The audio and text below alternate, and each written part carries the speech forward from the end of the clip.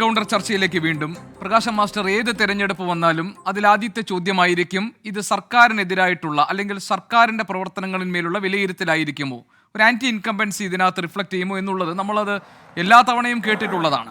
അതിനെ ഈ തെരഞ്ഞെടുപ്പിൽ താങ്കൾ എങ്ങനെ കാണുന്നു എന്ന് എനിക്കറിയില്ല. പക്ഷേ BJP ബന്ധമാണ് CPM പ്രധാനമായിട്ടും അല്ലെങ്കിൽ ഇടതുപക്ഷം പ്രധാനമായിട്ടും ഈ തെരഞ്ഞെടുപ്പിൽ ഒരു വിഷയമാക്കാൻ പോകുന്നതെങ്കിൽ മുഖ്യമന്ത്രിയുടെ മകൾക്കെതിരെ നടക്കുന്ന SFIO അന്വേഷണം, അതേപോലെ തന്നെ ക്ഷേമ പെൻഷൻ മുടങ്ങിയതുമായി ബന്ധപ്പെട്ട ആരോപണങ്ങൾ, കേരളത്തിലെ മലയോര മേഖലകളിലെ വന്യജീവി ആക്രമണത്തിൽ പൊറുതിമുടുന്ന ജനതയുടെ നിസ്സംഗത, അതോടൊപ്പം തന്നെ പൂക്കോട്ട് സംഭവത്തിലെ ദുരൂഹത, ഇങ്ങനെ തുടങ്ങി ഇപ്പോൾ വളരെയധികം ചർച്ചയാകുന്ന സർക്കാരിനെ പ്രതിരോധത്തിലാക്കുന്ന വിഷയങ്ങളിൽ നിന്ന് ശ്രദ്ധ തിരിക്കാൻ ഈ തെരഞ്ഞെടുപ്പ് BJP ബന്ധം ആരോപിച്ചുകൊണ്ട് നടത്തുന്ന പ്രചാരണം കൊണ്ട് കഴിയും എന്നാണോ കരുതുന്നത്? അതോ അതിനൊക്കെയും CPM-ന് മറുപടി പറയേണ്ടി വരില്ലേ?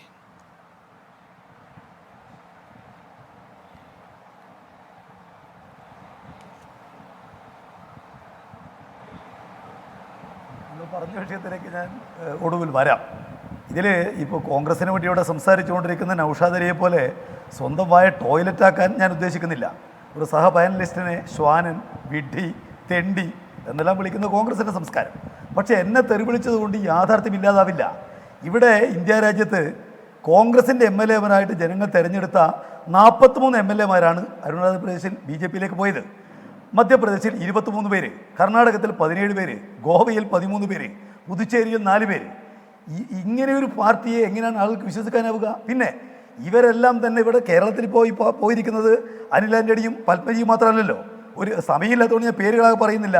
വിജയൻ തോമസ്, അനിൽ ആൻ്റണി, ടോം വടക്കൻ, Abdullakutty, KS Radhakrishnan, Abdul Salam, KK Narayanan, പന്തള Sudhakaran, Prathapan, VR Mohanan, Anil Pottekkatt, Raman Nair, എത്ര പേരുകൾ ഈ കഴിഞ്ഞ ചുരുക്ക സന്ദർഭങ്ങളിൽ ഈ കഴിഞ്ഞ ഒറ്റ മാസം എടുത്താൽ 32 കോൺഗ്രസ് നേതാക്കന്മാരാണ് BJP-യിലേക്ക് പോയത്.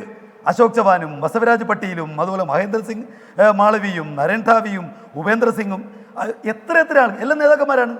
സംസ്ഥാന തലത്തിൽ അറിയപ്പെടുന്ന MLA-മാരും MP-മാരും PCC-യുടെ നേതാക്കന്മാരും അവരെല്ലാം പോയിരിക്കുന്ന ഈ കഴിഞ്ഞൊരൊറ്റ മാസമാണ് 32 പേര്. ഈ കേരളത്തിലും പോയ ആളുകളുടെ പേര് ഞാൻ പറഞ്ഞല്ലോ. നിങ്ങളെ ആര് വിശ്വസിക്കാനാണ്? കോൺഗ്രസ്സുകാർക്ക് വിശ്വസിക്കാൻ വേണ്ടി കഴിയുമോ? പിന്നെ ഇവിടെ BJP-യിലേക്ക് ആളുകൾ പോകുന്നത് എന്തോ വലിയ നരേന്ദ്രമോദിയുടെ കഴിവ്, കരുത്ത്, അദ്ദേഹത്തെ പോലെ മറ്റൊരാളില്ല എന്ന് കണ്ടിട്ടാണ് എന്നെല്ലാം പറഞ്ഞാൽ അതെല്ലാം വിഡ്ഢികളേക്ക് വിശ്വസിപ്പിക്കാൻ വേണ്ടി കഴിയുള്ളൂ. ഞാൻ ചോദിക്കട്ടെ, BJP ഇന്ത്യൻ രാഷ്ട്രീയത്തിലെ സകല ധാർമ്മിക മൂല്യങ്ങളെയും ചുരമാന്തിയ ഒരു പാർട്ടിയല്ലേ? നിങ്ങൾ ആളുകളെ മാറ്റുന്നത് എങ്ങനെയാണ്? ഒന്നുകിൽ പേടിപ്പിച്ചിട്ട്, അല്ലെങ്കിൽ പണം കൊടുത്തിട്ട്, അല്ലാതെ ഇനി 43 പേരും 44 പേരും ഒക്കെ ഒന്നിച്ചു മാറുക. എന്നിട്ട് എന്തോ വലിയ നരേന്ദ്രമോദിയുടെ കരുത്ത് കണ്ടിട്ട്, 52 നെഞ്ചളവ് കണ്ടിട്ട് BJP-യെ എന്ത് BJP കണ്ടിട്ട്? BJP വാതിൽ തുറന്നു വെക്കുകയല്ല, അവർ വലയിട്ട് കാത്തു നിൽക്കുകയാണ്. യഥാർത്ഥത്തിൽ ഇതുപോലെ നാണം കെട്ട ആളുകളെ വിലക്ക് വാങ്ങില്ലേ? ഇറച്ചിക്കടയിൽ പോയി ഇറച്ചി വാങ്ങുന്ന പോലെ ഷൈലോക്കിനെ പോലെ തൂക്കി വാങ്ങുകയല്ലേ BJP എന്ന് പറയുന്ന പാർട്ടി? എന്നിട്ട് BJPക്ക് മറുപടി പറയേണ്ട കാര്യമൊന്നും ഇവിടെ കേരളത്തിലില്ല. ഒരൊറ്റ സീറ്റിലും നിലം തൊടാനാവില്ല BJP എന്നുള്ളത് ആർക്കറിയാത്തത്? കഴിഞ്ഞ തെരഞ്ഞെടുപ്പ് നമ്മളെല്ലാം കേട്ടതാണല്ലോ. ഇവിടെ മുഖ്യമന്ത്രിയുടെ ഓഫീസിന് വേണ്ടിയിട്ട് ഓഫീസ് തുറന്നിരിക്കുന്ന ആളെ BJP സ്ഥാനാർത്ഥി നമ്മൾ കണ്ടല്ലോ. ഏറ്റവും പ്രധാന നേതാവാണല്ലോ കേരളത്തെ പറഞ്ഞ് 30 സീറ്റുകൾ ഞങ്ങൾ നേടും. എന്താണ് ഉണ്ടായത് എന്നുള്ളത് നമുക്കറിയാം. ഉള്ള ഒരു സീറ്റ് MLA സീറ്റ് പോയി 15-ൽ നിന്ന് 12 വോട്ടിന് ശതമാനം കുറഞ്ഞു. പിന്നെ വിഷയങ്ങൾ യഥാർത്ഥത്തിൽ ഈ തെരഞ്ഞെടുപ്പിൽ ഉന്നയിക്കപ്പെടുന്ന വിഷയം എന്താ? ഉന്നയിക്കപ്പെടുന്ന വിഷയം ഈ രാജ്യത്തിൻ്റെ അടിസ്ഥാന രാഷ്ട്രീയ ഘടനയെ തകർക്കാനുള്ള BJP നീക്കാൻ, ഈ രാജ്യത്തിലെ പാർലമെന്റ് ജനാധിപത്യം, ഈ രാജ്യത്തിൻ്റെ ദേശീയ ഐക്യം, ഈ രാജ്യത്തിലെ ഫെഡറലിസം, ഈ രാജ്യത്തിലെ മതനിരപേക്ഷത, ഇതെല്ലാം തകർക്കാൻ BJP നിൽക്കുമ്പോൾ അവരെ അധികാരപക്ഷമാക്കുക എന്നുള്ളതാണ് മുഖ്യമായ പ്രശ്നം. അതോടൊപ്പം തന്നെ BJP-യും കോൺഗ്രസും സ്വീകരിക്കുന്ന നയങ്ങൾക്ക് പകരമായിട്ട് ജനങ്ങളെ കാണുന്ന, അവരുടെ വികാരങ്ങളെ സ്വാംശീകരിക്കുന്ന, അവർക്ക് വേണ്ടിയുള്ള ബദൽ നയങ്ങൾ സ്വീകരിക്കുന്ന ഒരു ഗവൺമെൻറ്, അതാണ് ഇടതുപക്ഷ ഗവൺമെൻറ്.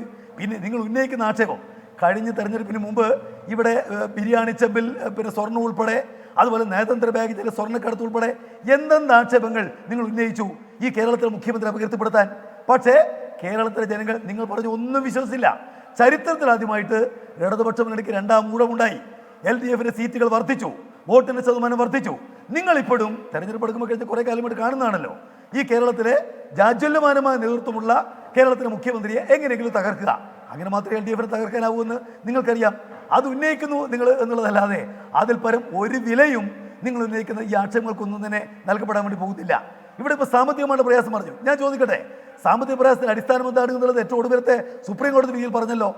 ഇവിടെ 13,608 കോടി ഉറുപ്പിക അനുവദിക്കാൻ, കടം അനുവദിക്കാൻ സുപ്രീം കോടതി വേണ്ടി വന്നില്ലേ? 18 MP-മാരില്ലേ ഇവിടെ ഈ UDF-ന്? ഒരൊറ്റ MP ഒരു വാക്ക് ഇതിനനുകൂലമായിട്ട് ഇവിടെ സംസാരിച്ചോ ലോകസഭയിൽ? ഈ കേരളം ഉന്നയിക്കുന്ന എന്തെങ്കിലും വിഷയങ്ങളുടെ മേലെ അവരുണ്ടോ?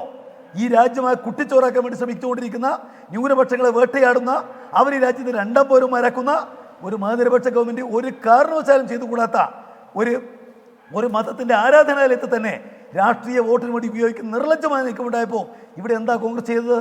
അവർക്ക് ഈ കാര്യം സംബന്ധിച്ച് മിണ്ടാൻ വേണ്ടി കഴിയുന്നുണ്ടോ? ഒരൊറ്റ MP ആ കാര്യം സംബന്ധിച്ച് സംസാരിച്ചോ? ഇവിടെ അയോധ്യയിലെ പ്രാണപ്രതിഷ്ഠയിൽ പങ്കെടുക്കേണ്ടതുണ്ടോ എന്ന് പരിശോധിക്കാൻ 3 ആഴ്ചക്കാലം ഹിമാചൽ പ്രദേശിലെ ആ മന്ത്രി അവിടെ പങ്കെടുക്കുന്നു, അവിടെ അവധി കൊടുക്കുന്നു. ഞങ്ങൾ ഈ മുഴുവൻ ശ്രീരാമക്ഷേത്രങ്ങളെയും 10 കോടി വെച്ച് നവീകരിക്കുന്നു പറഞ്ഞ ആരാ? തെലങ്കാനയിലെ കോൺഗ്രസ് മുഖ്യമന്ത്രിയാണ്. നാണക്കേടെ നിന്റെ പേരോ കോൺഗ്രസ് എന്ന് ചോദിക്കാൻ പാകത്തിൽ ഇതുപോലെ നാണം കെട്ടൊരു അവസ്ഥ കോൺഗ്രസ് ഒരിക്കലും ഉണ്ടായിട്ടില്ല. അവർക്ക് അഭിമാനിക്കാൻ വേണ്ടി കഴിഞ്ഞൊരു കാര്യമുണ്ടായിരുന്നു. കേരളത്തിൽ ഞങ്ങൾ ഒറ്റക്കെട്ടാണ്, കേരളത്തിൽ ആരെയും BJP കിട്ടില്ല. ഇപ്പൊ എന്താ കാണാൻ കഴിയുന്നത്? ഇവിടെ മരിച്ചവന്റെ ശരീരത്തിൽ നിന്ന് പേൻ ഇറങ്ങി പോകുന്ന പോലെ കോൺഗ്രസിന്റെ നിരവധി ആളുകൾ ഓരോ ദിവസവും ഇറങ്ങി പോവാണല്ലോ. ഇവിടെ നിങ്ങൾ കാണാൻ വേണ്ടി നേരത്തെ മുഖ്യമന്ത്രി പറഞ്ഞു, കേരളത്തിൽ വിലപേശലാണ് നടക്കുന്നത്. കോൺഗ്രസുകാരുടെ ഭാഗത്തുനിന്ന് വിലയുറപ്പിച്ചവരുണ്ട്, ഇവിടെ BJP-ക്കാരുമായിട്ട് വില ഉറപ്പിച്ചവരുണ്ട്. അവർക്ക് വേറെ ഒന്നുമില്ല, നഷ്ടപ്പെടാനൊന്നുമില്ലല്ലോ. പങ്കളില്ലാത്തവന് മരുമക്കളെ കുതിക്കേണ്ട കാര്യമില്ല എന്ന് പറഞ്ഞ പോലെ രാഷ്ട്രീയ സ്വാധീനം ഇല്ലാത്തവർക്ക് ഒന്നും നഷ്ടപ്പെടാനൊന്നുമില്ല. അതുകൊണ്ട് ആളുകളെ ഇങ്ങനെ വലവീശി പിടിക്കുക, വേട്ടയാടി പിടിക്കുക, ED അയച്ച് പേടിപ്പിച്ച് പിടിക്കുക, CBI അയച്ച് പിടിക്കുക, ഇതല്ലേ BJP ചെയ്യുന്നത്? അവർ രാഷ്ട്രീയ പാർട്ടിയാണോ? അവർ കച്ചവടക്കാരല്ലേ? ആ കച്ചവടത്തിന് വേണ്ടിയിട്ട് ഇവിടെ കോൺഗ്രസ്സുകാർ അവരുടെ ആഫീസ് തുറന്നു വെച്ചിരിക്കുന്നു. MLA-മാർ വിൽപ്പനക്ക്, MP-മാർ വിൽപ്പനക്ക്, PCC അധ്യക്ഷന്മാർ വിൽപ്പനക്ക്. അതല്ലേ ഇന്ത്യയിൽ കണ്ടുകൊണ്ടിരിക്കുന്ന നില. ഇത്രമാത്രം നാണം കെട്ടൊരു അവസ്ഥയിൽ എപ്പോഴെങ്കിലും കോൺഗ്രസ് എത്തിയിട്ടുണ്ടോ? ഈ കേരളത്തിൽ കോൺഗ്രസ് എപ്പോഴെങ്കിലും എത്തിയിട്ടുണ്ടോ? എന്നൊരു നാണമില്ലാതെ